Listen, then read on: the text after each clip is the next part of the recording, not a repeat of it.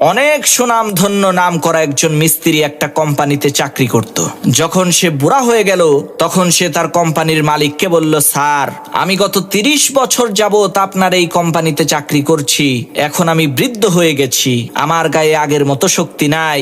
এখন আমি চাই অবসর নিতে আর বাকি সময়টুকু পরিবারের সাথে কাটাতে। তখন সেই কোম্পানির মালিক বলল, ঠিক আছে, কোনো সমস্যা নাই, তবে আপনি আমাকে শেষ একটা কাজ করে দিবেন, একটা ঘর তৈরি করতে হবে। এই কাজটা করার পরেই আপনার ছুটি। তখন সেই মিস্ত্রি মালিকের মন রক্ষা করার জন্য তার অনিচ্ছা সত্ত্বেও সেই ঘর তৈরির কাজ শুরু করে দিল। কিন্তু সে মনোযোগ দিয়ে কাজ না করার কারণে তার সর্বশেষ তৈরি করা ঘরটা মোটেও সুন্দর হলো না।